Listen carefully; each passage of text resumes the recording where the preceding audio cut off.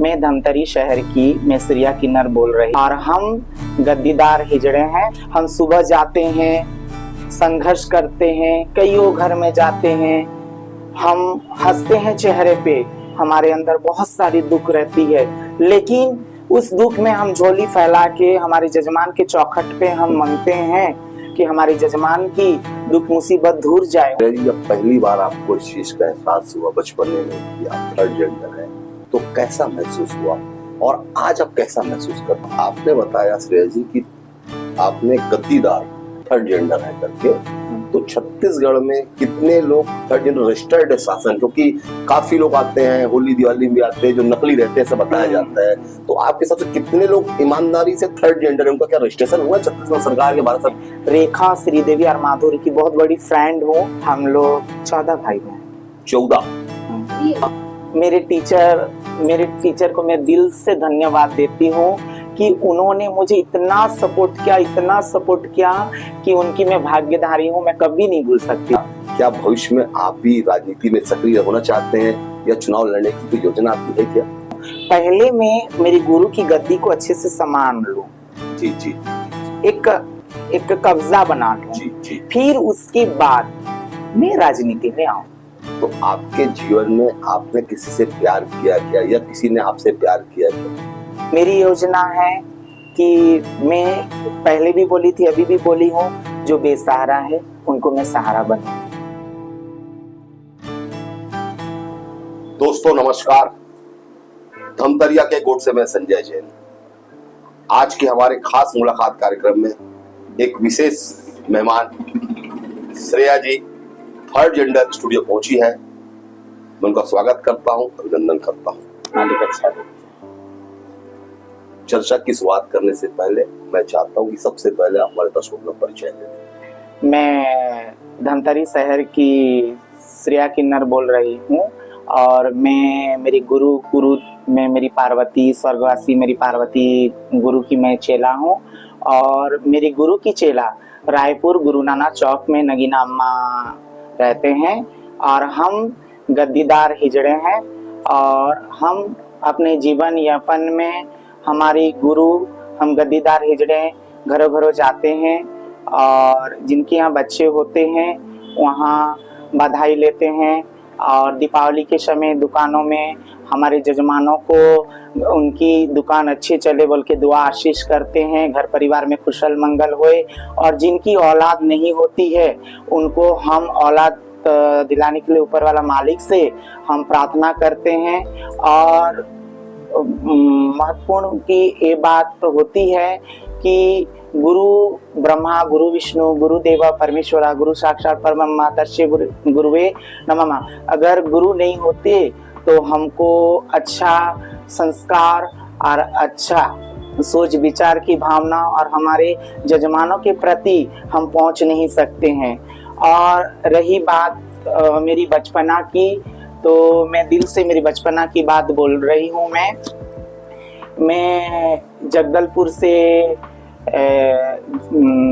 जगदलपुर बस्तर की रहने वाली मैं श्रेया किन्नर हूँ और मेरा बचपना कोडेनाल से हुआ है और मेरे फादर रेलवे विभाग में जॉब करते थे और मैं वहीं पे मेरा पढ़ना लिखना सब कुछ हुआ और मैं वहाँ से फिर मैं जगदलपुर बस्तर में मेरे पापा के जब रिटायरमेंट हुए तो हमने घर बनाया, वहीं पे हम लोग रहे।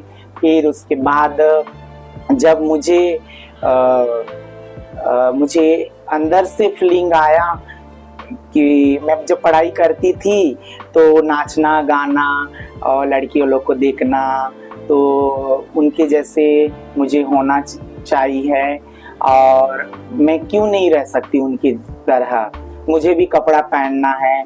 एक दिन मेरी मम्मी ने लिपस्टिक लगा रहे थे और मैं बोली माँ मेरे को लिपस्टिक लगाना है, तो मेरी माँ ने बोला अरे मैं तो क्यों लगाएगा लिपस्टिक, ऐसे पूछी माँ ने।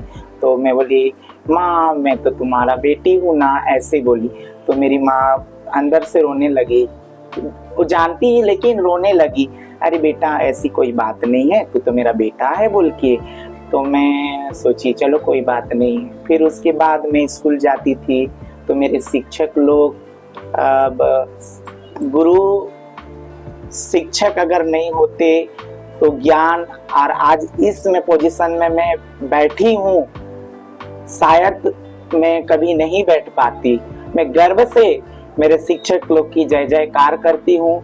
जब भी सुबह हो या शाम को हो तो एक बार मेरे जो गुरु घोषित हैं उनको प्रणाम करती, उनका जयकार करके मैं सोती हूँ। और सुबह भी उठ के मेरे रोजी रोटी के लिए भी मैं जाती हूँ तो मेरे गुरु के ही नाम लेके मैं जाती हूँ।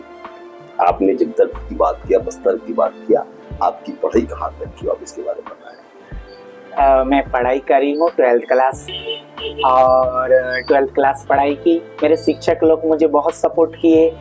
और उनके बाद मैं रायपुर में चेला हुई थी, मेरी गुरु कुरुद वाली है। फिर मेरे गुरु से मुलाकात हुई, फिर मेरी रायपुर की नवीना अम्मा से मुलाकात हुई, मेरी अनीता गुरु से मुलाकात हुई। उन्होंने मुझे अच्छा संघर्ष सिखाया, अच्छा मार्गदर्शन दिखा। श्रेया जी, आपने चर्चा में बताया कि आपके पापा रेलवे एम्प्लॉइज थे। हाँ। तो मैं चाहता हूँ आपके परिवार में कितने लोग थे, कितने भाई बहन थे, और प्रॉपर रहने वाले कहाँ के हो आप? अच्छा, ऐसी मैं प्रॉपर रहने वाली जगदलपुर की ची हूँ और मेरे घर में रहते हैं हमारे भाई मिला के 15 लोग हैं। अभी फैमिली आपकी जगदलपुर में है? हाँ, पापा मम्मी सब है? हाँ। तो आप जाते रहते हैं जगदलपुर? हाँ, मैं आना जाना करती हूँ। आप लोग कितने भाई बहन श्रेया जी? हम लोग 14 भाई बहन। 14? गुड। रियल 14? हाँ। क्या बात है। अपन चर्चा को आगे बढ़ाते हैं। आपने काफी अच्छी बात बताई। मैं चाहता हूँ कि अब आप अभी जो वर्तमान स्थिति है, काफी भारत सरकार ने भी थर्ड जेंडर को लेकर काफी योजनाएं चालू करके रखी है। मतदान के अलावा रिजर्वेशन में भी अब आरक्षण देने की बात हो रही है। थर्ड जेंडर को उनकी अलग से लिस्टिंग हो रही है। अभी तक शासन की किस योजना का लाभ आपको मिला कि नहीं मिला? आपको पर्सनल मिला कि नहीं मिला अभी तक शासन योजना का लाभ? मिला।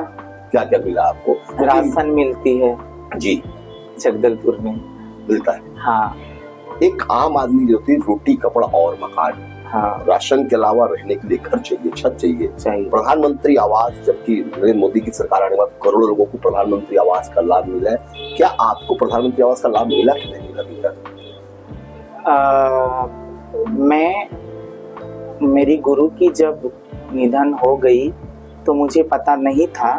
फिर मैं आई, फिर उसके बाद उनका आयोजन मैंने किया और कुरूद में हमारी मकान है।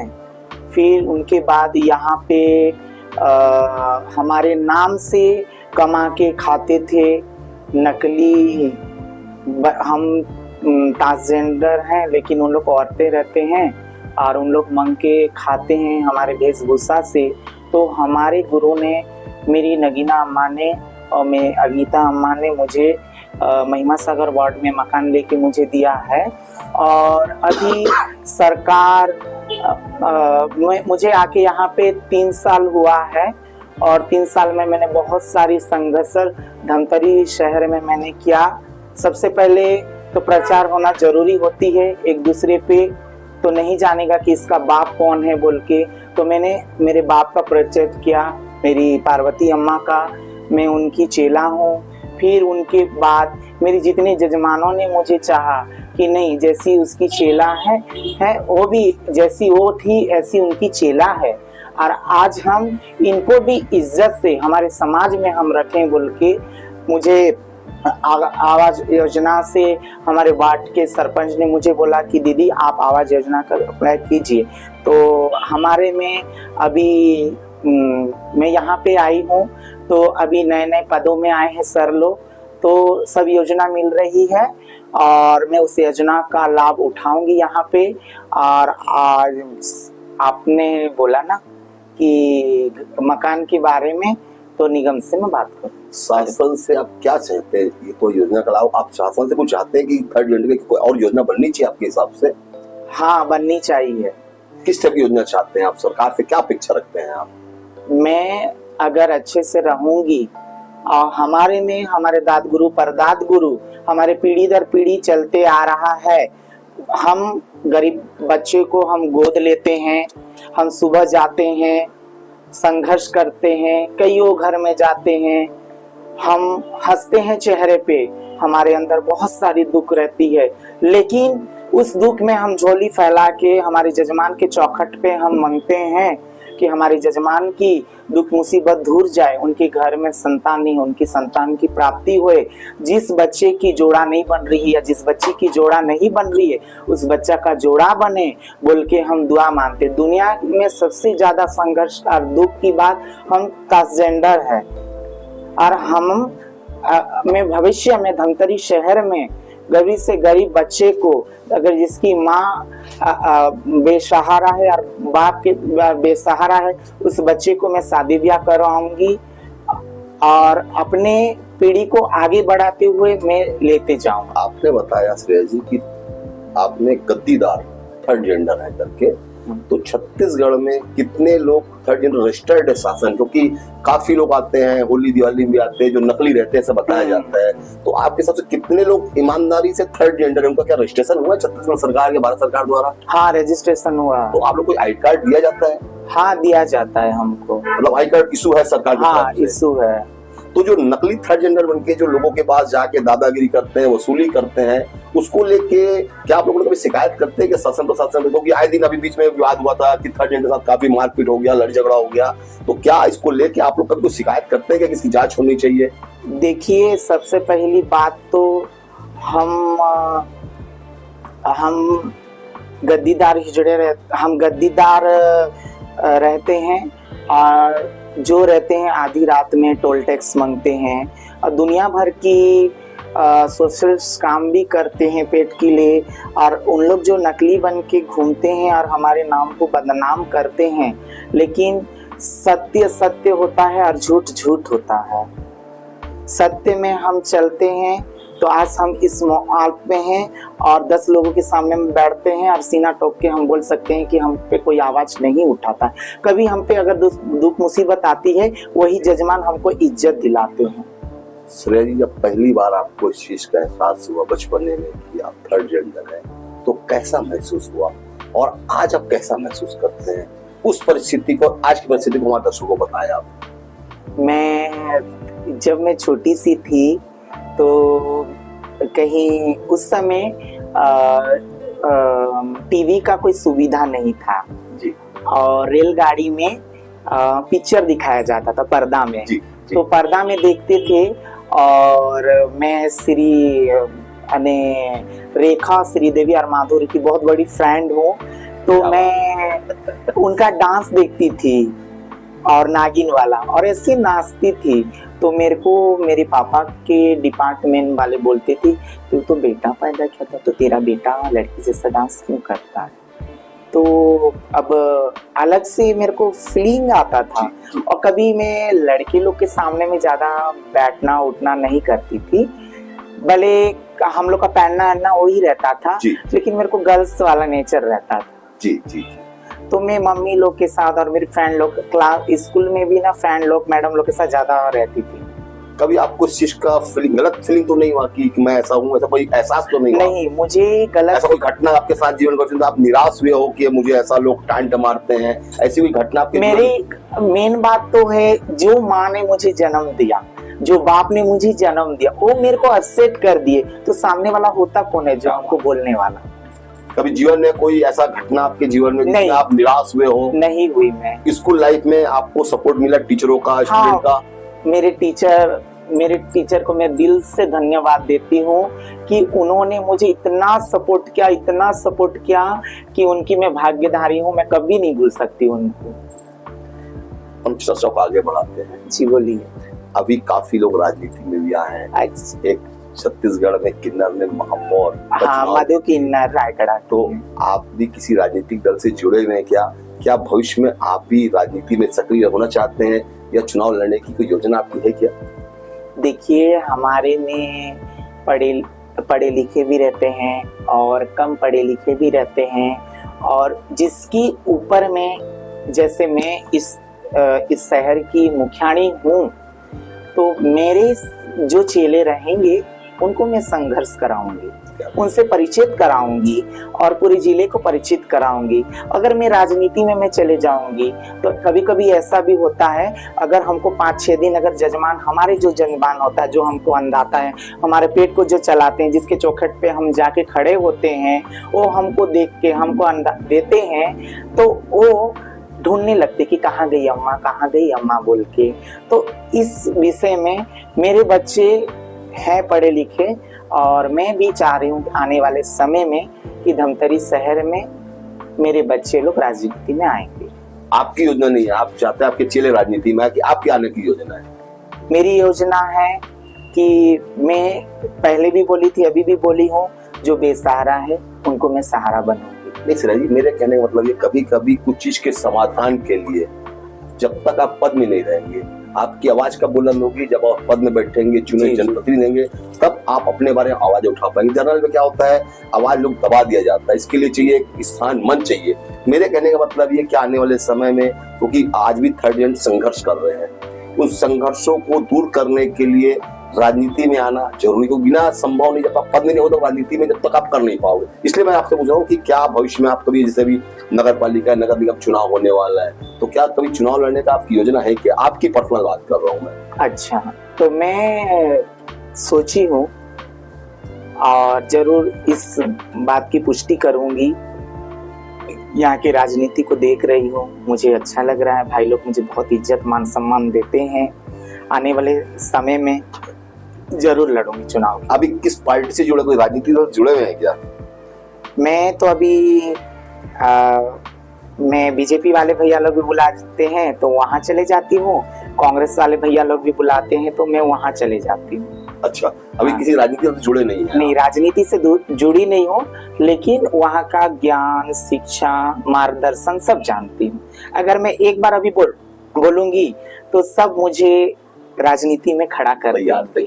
लेकिन मैं इसलिए मैं नहीं हो रही हूँ, पहले मैं मेरी गुरु की गद्दी को अच्छे से संभाल लूं, जी जी जी जी, एक कब्जा बना लूं, जी जी, फिर उसके बाद मैं राजनीति में आऊंगी। अगर कोई नया शख्स आपके समाज में शामिल होना चाहता है, अच्छा, तो उसके लिए उसकी क्या करना पड़ता है? जैसे कई लोग हैं जो आज भी गांव में या शहरों में से लोग हैं, थर्ड जेंडर है, जिनको मालूम नहीं या उनको सही उचित मंच नहीं मिल पाता, वैसे लोगों के लिए आपके पास क्या योजना है कि आप उनको कैसे जोड़ते हैं नए लोगों को? देखिए सर, हमारे में जो नए ट्रांसजेंडर बन के आते हैं, पहले तो हमको देखते हैं, वो पैंट शर्ट में वो रहते हैं, पहले हमको देखते हैं और उनको मन में एक भावना आता है, वो घर में चाहे वो करोड़पति का बेटा क्यों ना रहे, जी, करोड़पति का बेटा क्यों ना रहे। हमारे यहाँ एक कहावत है, कबूतर के पिंजरे में ही कबूतर ही शोभा देता थे। आपकी दिनचर्या कितने बजे शुरुआत होती है? दिनचर्या के बारे में तो शुरू बताएं आप सुबह कितने उठते हैं, रात में कितने बजे सोते हैं, आपका लगभग रूटीन कैसा रहता है? मैं सुबह 3 बजे उठती हूँ, 3 बजे उठ के मैं दुआ मांगती हूँ, कि बोलते हैं कि भगवान का नींद 3 बजे खुलता है, तो मेरे जजमानों लोग को 3 बजे मैं दुआ मांगती हूँ। स्वयं मेरे मम्मी पापा और मेरे गुरु, मेरे जजमानों लोग के लिए, मेरे चेले चौपोटी अच्छे से रहे, कभी उनको दुख मुसीबत नहीं आए। जो मैं संघर्ष करी हूँ, कभी उनको संघर्ष नहीं मिले। उनको मैं जैसे फैसिलिटी से रहती हूँ, मैं उनको फैसिलिटी से रखूँ। फैसिलिटी इसलिए बोलती हूँ, जजमान जो देता है वो हम खरीद के पहनते हैं। मतलब जो भी आप लोगों का लाइफ स्टाइल हो, जजमानों के सहयोग से होती है। तो 3 बजे आप उठ के सबसे पहले भगवान से प्रार्थना करते हैं, उसके बाद आगे की अपनी दिनचर्या बताएं हमारे दर्शकों। फिर उसके बाद मैं नहा धो करती हूँ, फिर पूजा पाठ करती हूँ, फिर सबको उठा देती हूँ। एक मेरी बड़ी चेला उठ जाती है मेरे पीछे पीछे। फिर उसके बाद चाय बनाते हैं, चाय पीते हैं, फिर सब उठते हैं, एक दूसरे को प्रणाम करते हैं, फिर रोजी रोटी में निकलते हैं हम। लगभग दिन भर आपका रूटीन व्यस्त रहता है। रात में कितने बजे पहुंचते हैं घर आप? मतलब इसके लिए तैयारी करते हैं कि कल किसके जजमान के जाना, कैसे पता लगता है कि आज इनके यहाँ जाना है, इसकी तैयारी करते होगे आप लोग? हाँ, जैसे हमारे जजमान हम ही को चाहते हैं, उनके उनके फैमिली मैटर में ही रहता है तो हमको बता देते हैं। अच्छा, एक दिन पहले अपनी तैयारी किया जाता है। हाँ, बता देते हैं। अभी आपके साथ कितने लोग हैं यहाँ पे थर्ड जेंडर, आपके चेले, आपके जो भी लोग, कितने लोग हैं धमतरी शहर में? तो मैं अभी फिलहाल हम लोग 13 लोग रहते हैं, और इस धमतरी शहर में भी बहुत सारे बच्चे लोग ऐसे हैं जो मेरे पास आने का बहुत कोशिश करते हैं, आते हैं, मिलते हैं, दुआ लेते, आशीष लेते हैं, फिर चले जाते हैं। फिर मेरे को पूछते भी हैं, अम्मा कैसे करेंगे, क्या है ऐसे। उनका नाम तो नहीं लूंगी मैं, नहीं नाम नहीं चाहिए, कैसे करके रहेंगे अम्मा, क्या करेंगे। मैं बोली जिस दिन अगर तुमको इस चौखट की याद आ गई कि नहीं अब मुझे यहाँ नहीं रहना है, तो तुम बेशक आ सकते हो। अगर मेरे बच्चे को अगर मैं नहीं समझ पाऊंगी तो दुनिया में कोई नहीं समझ पाएगा। सब आगे बढ़ाते हैं जी। नई नई वैज्ञानिक टेक्नोलॉजी से अब महिलाएं पुरुष बन रही है, पुरुष महिलाएं बन रही है। क्या किन्नर लोग भी ऐसा कुछ है जो महिलाएं या पुरुष बन रही है, ऐसा कुछ आपकी जानकारी में? क्योंकि अभी नई टेक्नोलॉजी आ गई, कई महिलाएं पुरुष बन रही है, पुरुष महिलाएं बन रही है, तो क्या किन्नरों के लिए भी शासन की कुछ सुविधा है कि जो किन्नर महिला या पुरुष बन सकते हैं? हाँ, आजकल तो आप तो जानते हो, हाँ, प्रकृति भाग्य का विधाता कौन लिख सकता है। आजकल तो ऊपर वाला मालिक है, तो नीचे में डॉक्टर भगवान है। मैं तो उनकी शुक्रगुजार करूंगी कि गलत रास्ता से जाने से वही संघर्ष करके एक नया जीवन दे रहे हैं जी। एक नया जीवन दे रहे हैं। और जैसे औरत एक हमारी घर की हमारी माँ लोग जैसे फीलिंग करते हैं, ऐसे ट्रांसजेंडर लोग को भी ऐसे फीलिंग वाली चीज उपयोग किया जाता है। मतलब इसको करना गलत नहीं आपके हिसाब से, जो हो रहा है ठीक है आपके हिसाब से? हाँ, गलत है ये? नहीं, ठीक है, ठीक। मतलब समय के मांग के हिसाब से? हाँ, समय के मांग के हिसाब से ठीक है। अगर देखो, अगर वो चीज नहीं होगा तो घुट घुट के वो मर जाएंगे। तो मरने से अच्छा है कि अपने चीज को सुधारे और समाज में रहे और समाज के साथ रहे और अच्छे भावना से रहे और अपना खान पान करे और आने वाली पीढ़ी को भी वो लेके चले। मेरी तो ये कहना है। अभी सुप्रीम कोर्ट ने एक आदेश है, लिविंग शिप में रहने के लिए आदेश है, आपको रहने का अधिकार है। हाँ, तो क्या जो थर्ड जेंडर है वो भी लिविंग रिलेशनशिप में रह सकते हैं? उनको रहना चाहिए? क्या लगता है, इसको लेके क्या सोचते हैं आप? देखिए, मैं तो आपका विचार, आपकी सोच क्या है? मैं मतलब आपकी बात नहीं कर रहा हूँ, आपकी पर्सनल सोच, आपका विचार क्या है? मेरे ऐसे भी चेले लोग हैं कि लाइफ में तो जोड़ा होना जरूरी होता है, लेकिन कोई गलत भावनाओं से जोड़ा बनाते हैं और कोई सही माध्यम से बनाते हैं। किस्मत जैसे मैं अपना खुद से बोल लूंगी मैं कि अपने माँ बाप ने जन्म दिया और जन्म दे के अच्छा परवरिश भी किए, फिर साथ में रहने वाले भी मुझे मान सम्मान दिए। हर किसी को ऐसा मान सम्मान नहीं मिलता है और समाज में लड़ने की भी शक्ति नहीं है। ऐसे एक समाज रहता है यहाँ पे कि कोई गिराता भी है तो कोई बिगाड़ता भी है तो कोई चढ़ाता भी है। हर माँ बाप के लिए बच्चे काफी जवाबदार होती है। आप भी 15 भाई बहन है, क्या आप अपने माँ बाप को सहयोग करते हैं? हाँ, मैं सहयोग करती हूँ। आप अभी अपना फर्ज निभाते हैं? हाँ, मैं फर्ज निभाती हूँ। मैं घर जाती हूँ, मेरे भाई लोग से मिलती हूँ, राखी बांधती हूँ और मेरी बहन लोग से मिलती हूँ। उन लोग आते हैं, मेरे को देखते हैं, मैं देखती हूँ, उनके बच्चे लोग को देखती हूँ। साथ में अड़ोस पड़ोस सब कुछ मैं सपोर्टिंग करती हूँ। परिवार का पूरा सहयोग आज भी आपको? हाँ है। आपके परिवार जैसे घर में मेरी बहन लोग को मान सम्मान इज्जत दिया जाता है, ऐसे मेरा मान सम्मान इज्जत दिया जाता है। मेरे को तो उनसे कई गुना इज्जत दिया जाता है। क्या सौभाग्य है कि हमारे घर में लक्ष्मी है। अच्छा, आपको लक्ष्मी स्वरूप माना जाता है? हाँ। धमतरिया के गोट मंच से आप क्या संदेश देना चाहते हैं? क्योंकि थर्ड जेंडर को लेके आज भी काफी भ्रांतियां हैं, कहीं ना कहीं लोग हे दृष्टि से देखते हैं आज भी। इसको लेके आप धमतरिया की गोट से क्या लोगों को संदेश देना चाहते हैं? मैं मेरे धमतरी वासियों, मेरे भाई बहनों से यही संदेश में देना चाहती हूँ कि अच्छा, जब तक हम तालाब के अंदर डुबकी नहीं लगाएंगे तब तक हमको पता नहीं चलेगा कि तालाब में पानी साफ है या गंदा है। तो मैं डुबकी लगाई, मैं देखी तो कई जगह संघर्ष करी। कोई सीटी मारता, कोई नंबर लेता और मुझे बोलता, अम्मा बोलता, नाइट को फोन लगाता। कि क्या अम्मा कैसे हो, क्या है। फिर एक दिन हुआ, 15 दिन उसके बाद मुझे फोन करता। आप अच्छी तरह से समझ सकते हैं, उस बात को मैं शेयर नहीं करना चाहती, लेकिन मैं उस टाइप की नहीं हूँ, तो मैं इग्नोर कर देती हूँ, नंबर को ब्लॉक कर देती हूँ। जो अच्छा नेचर करता मैं उसके साथ अच्छे से रहूँ। और काफी धमतरी में 3 साल रहने के बावजूद मैं बहुत सारे मेरे माँ बाप तो जन्म दिए, लेकिन जो मेरे को अन्नदाता देता है ये मेरे धमतरी, मेरे वासी और मेरे माँ बाप धमतरी के ही हैं। आप धमतरी में 3 साल से, धमतरी शहर कैसा लगा आपको? कि धमतरी को धर्म की नगरी माना जाता है, आपका क्या अनुभव रहा 3 साल में धमतरी के बारे में? धमतरी एक ऐसा शहर है, मैं क्या बताऊं। इस गद्दी में मैं बैठी हूँ, मैं बहुत खुश हूँ। मेरी गुरु के गद्दी में बैठी हूँ। जैसे बाप का गद्दी अगर बेटा को जायदाद में लिखा जाता है, उसको दिया जाता है, उस तरह मेरी गुरु की गद्दी मुझे मिला। और मेरी गुरु जो प्यार मोहब्बत छोड़ के गई है, मैं उसकी चेला। वही प्यार मोहब्बत जो मेरे गुरु के उनके जजमान थे, मैं उनको माँ बाप, मेरे गुरु के भी यहाँ बेटे थे, बेटे बनाए थे, वो भी बेटी बनी थी।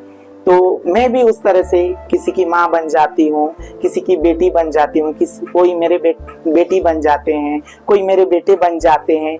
यही संघर्ष करके जीवन यापन करती हूँ। और 30 त्योहार में घर घर जाती हूँ, खुशियाँ बांटती हूँ, दुआ देती हूँ, आशीष देती हूँ। और यहाँ पे मंदिर है, मंदिरों में जाती हूँ। यहाँ पे गुरुद्वार है, यहाँ पे मजार है, यहाँ पे चर्च हैं। सभी धमतरी बोलने से धर्म की नगरी है जी, इसका नाम ही धर्म की नगरी था पहले। यहाँ हर धर्म, हर गली, हर मोहल्ला जाओ, आनंद आता। अपन चर्चा काफी भी, चर्चा को आगे बढ़ाते हैं, थोड़ा सा और ज्यादा नहीं करेंगे, क्योंकि हाँ, आपके जो जजमान हो, आपने बताया गद्दीदार, आप लोग 3rd जेंडर है। हाँ। तो आपके जजमान छत्तीसगढ़ में है कि छत्तीसगढ़ से बाहर भी आप जाते हैं जजमानी करने? हाँ। क्योंकि आपका जो कार्य क्षेत्र धमतरी जिला है कि छत्तीसगढ़ की ऑल ओवर इंडिया कहीं भी आप जाते हैं? All India. देखिए, हमारी प्रेसिडेंट, हमारी मालक, हमारी गुरु जी, हमारी दाद गुरु जो है नगीना अम्मा है, ज्योति अम्मा है। ये कहाँ भी है ये लोग? हाँ है, ये कहाँ है भी? रायपुर में रहते हैं, गुरु नाना चौक। और जोड़ा में रहते हैं, ज्योति अम्मा रहते हैं वहाँ पे। मेरी दादी है, मैं उनका नाम ले रही हूँ, थोड़ा नाम ले रही हूँ, माफी चाहूंगी। हम लोग नाम नहीं लेते अपने दाद गुरु लोग का, लेकिन मीडिया के सामने मैं नाम ले रही हूँ, गुरु मुझे माफ करना। और वो अगर हमको भेजते हैं कि बेटा तुम यहाँ पे जाओ, तो हमारे तो पूरे हिंदुस्तान में हमारे में भी भाई बहन बनते हैं। जैसे मेरी गुरु ने मुझे गद्दी सौंपा, मेरी चेला है, तो फिर मेरे 5 चेला रहेंगे, तो 5 चेला में फिर उनको भी पीढ़ी आगे बढ़ेगी। तो जैसे मैं जगदलपुर से बिलोंग करती हूँ, तो जगदलपुर में भी ट्रांसजेंडर हैं, तो वहां से मेरे चेला के और वहां के चेला के दोनों को मित्रता करेंगे, दोनों को बहन बहन बनाएंगे। हमारे में भी लेन देन होता है, फैमिली मैटर ही पूरा रहता है। फर्क इतना रहता है कि हम घर से दूर रहते हैं। तो छत्तीसगढ़ के और अलावा कहाँ अभी जजमानी करने का? छत्तीसगढ़ के अलावा भारत के कौन कौन से शहर? या बम्बई, दिल्ली, कर्नाटक, पुणे, गुजरात, कोलकाता, महाराष्ट्र और छत्तीसगढ़ तो गोंदिया हो गया, वो बोल रही, हैदराबाद।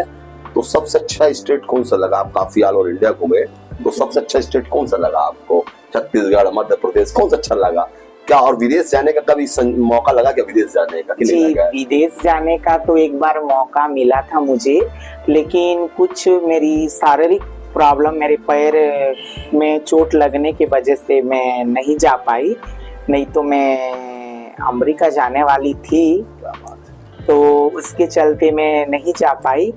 और सबसे अच्छी बात है, जैसे आपने मुझे पूछा कि आप पूरे साउथ घूम के आ चुके, इंडिया घूम के आ चुके, तो अच्छा कहाँ पे लगा? देखो, जो बोलते हैं ना, घर चाहे बड़ा हो या छोटा हो, बड़े घर में रहने के लिए बहुत सारी कमरा रहती है, लेकिन वहाँ खुशियाँ नहीं रहती। क्या बात, क्या बात। और हमारे घर 2 रूम का है, उसमें मेरी रोजी रोटी चलती, और उसमें मैं बहुत खुश हूँ। तो भविष्य में विदेश जाने का मौका, विदेश जाना चाहेंगे आप? जरूर जाऊंगी मैं। तो विदेश क्यों जाना चाहते हैं? विदेश में क्या मैसेज देना चाहते हैं? क्या विदेश में भी थर्ड जेंडर है?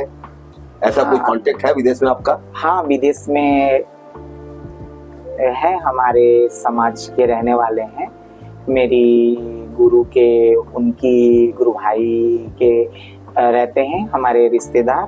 तो मेरी गुरु ने मुझे बोला है अभी कि जाएंगे, अभी रह जा फिर लेके जाऊंगी बोल के बोले। तो यहाँ और वहाँ में कुछ फर्क है कि वहाँ की सरकार और यहाँ की सरकार में थर्ड जेंडर के अलग अलग योजना है कि वहाँ भी सेम है जो इंडिया में?